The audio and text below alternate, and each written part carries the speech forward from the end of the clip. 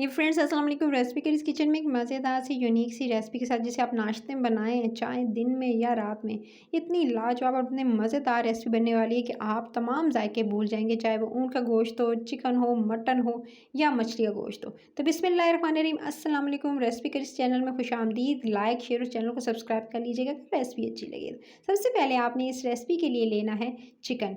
तकरीबन 1 kilo chicken लिया है। उसके अंदर आपने एक यानी इसको पहले अच्छे से धो लीजिएगा। धो के छलनी में छान कर उसको बॉल में शिफ्ट करना है। फिर इसके अंदर शामिल करना है दही, गाढ़ा दही। इसके अंदर फेंट कर दही को तकरीबन 4 टेबलस्पून, 4 से 5 टेबलस्पून या आधा कप दही आपने फेंटा हुआ इसके अंदर शामिल करना है।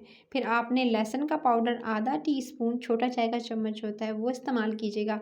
फिर लहसुन का पाउडर के साथ साथ अदरक का पाउडर आपने भी हाफ़ टी स्पून इस्तेमाल करना है। ना हो तो पेस्ट का इस्तेमाल भी कर सकते हैं, अदरक और लहसुन के पेस्ट को। उसके बाद आपने पिसी हुई काली मिर्च लेनी है आधा टीस्पून। उसके साथ आपने सफ़ेद ज़ीरा लेना है 1 टीस्पून और साथ में आपने इसके अंदर ऐड करना है पेपरिका पाउडर। देगी जो लाल मिर्च होती है कश्मीरी, वो आपने इसके अंदर शामिल कर देनी है। अच्छा, इसके अंदर तकरीबन 1 से 1.5 टीस्पून भरकर मैंने इसके अंदर कश्मीरी देगी लाल मिर्च इस्तेमाल की है। फिर आपने इसके अंदर शामिल करना है पिसा हुआ गरम मसाला 1 टीस्पून आप इसके अंदर शामिल कीजिएगा। छोटा टीस्पून में इस्तेमाल कर रही हूँ। फिर हल्दी आपने 1 से 2 चुटकी इस्तेमाल करनी है इसके अंदर। फिर आप इसके अंदर शामिल कीजिएगा कसूरी मेथी 1 छोटा टीस्पून, छोटा जो चाय का चम्मच होता है उसको हाथों से मसल कर ताकि खुशबू अच्छी आए इसके अंदर शामिल कर दीजिएगा। नमक इसके अंदर शामिल कर रही हूँ हस्बे ज़ायक़ा या 1 टीस्पून आप इसके अंदर नमक शामिल कर दीजिएगा। 2 चम्मच आपने इसके अंदर ऑयल के इस्तेमाल करने हैं, जो नॉर्मल खाने का चम्मच होता है वो इस्तेमाल किया है। उसके बाद आपने 1 टेबलस्पून भरकर इसके अंदर सफ़ेद सिरका इस्तेमाल करना है। तमाम चीज़ें, तमाम मसाले अच्छे से चिकन के अंदर मिक्स करेंगे और अच्छे से मिक्स करने के बाद फिर चिकन को आपने मैरिनेट होने के लिए यानी मैरिनेशन के लिए तकरीबन इसको आपने 2 से 3 घंटे ज़रूर देने हैं ताकि चिकन के अंदर तमाम स्पाइसेस के फ्लेवर चले जाएँ और एकदम मज़ेदार सा आपका चिकन रेडी हो।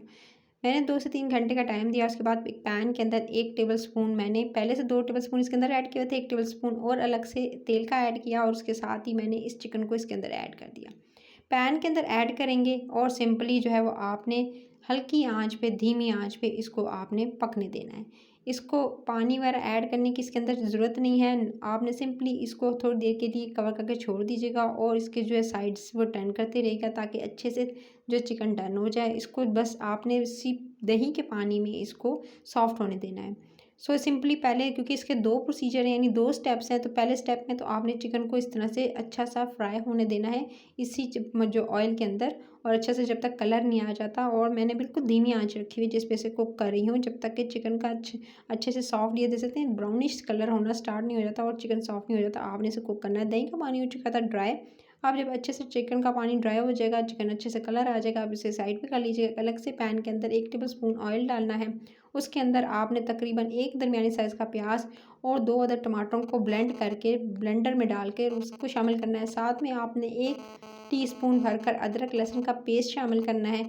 और ये तीनों चीज़ें यानी प्याज, टमाटर और साथ में अदरक लहसुन का पेस्ट, तीनों चीज़ें इकट्ठी शामिल करके ऑयल के अंदर साथ में आपने 1 टीस्पून से 2 टीस्पून यानी 2 टीस्पून छोटे जो है वो चम्मच होते हैं वो आपने धनिया पाउडर, साथ में थोड़ा सा नमक इसके अंदर शामिल कीजिएगा हाफ़ टी स्पून, या पहले अगर नमक जो कम अगर आपको लग रहा हो तो चख कर इस्तेमाल कीजिएगा।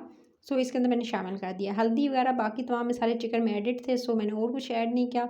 और इस मसाले को इतना पकाया है कि बिल्कुल पानी जब ड्राई हो गया अच्छे से टमाटरों का, तो और अच्छे से जो है मसाला ग्रेवी रेडी होगी। तो मैंने जो चिकन जो फ्राई करके रखा था, जो चिकन आपके सामने फ्राई किया था, वो इसके अंदर शामिल कर देंगे मसाले के अंदर।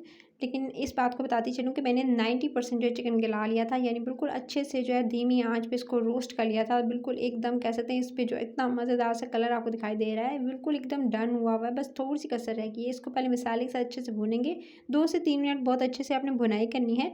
जब चिकन की 2 से 3 मिनट भुनाई कर लेंगे मसाले के साथ, फिर आपने इसके अंदर तकरीबन आधा गिलास पानी शामिल कर देना है। चिकन जो है वो बिल्कुल लास्ट स्टेज पे यानी गलने के बिल्कुल करीब है, इसलिए पानी का इस्तेमाल बहुत कम किया है मैंने इसके अंदर। और उसके बाद आधा गिलास पानी शामिल करते ही इसको मैं हल्की धीमी आंच पे कुक होने के लिए कवर करके ढक्कन लगा के छोड़ दूँगी, ताकि जो है वो अच्छे से ग्रेवी एक अच्छी सी रेडी हो जाए। ताकि ऐसी ग्रेवी रेडी करनी है कि आप इसे उबले हुए चावलों के साथ भी खा सकें, रोटी और नान या पराठे के साथ भी इंजॉय कर सकें। जब अच्छे से जो है वो थोड़ा सा पकते हुए 3 से 4 मिनट गुजर जाएंगे, तो फिर आप इसके अंदर तकरीबन 2 टेबलस्पून भरकर आप मलाई के, या तो घर की मलाई ले लीजिएगा या टेट्रा पैक वाली ले लीजिएगा। तो मैंने इसके अंदर ऐड कर दी है क्रीम को ऐड करके फिर आपने इसे कुक करना है मज़ीद 2 से 3 मिनट और उसके बाद धीमी आंच करके आप तकरीबन 2 से 3 मिनट का दम दे दीजिएगा।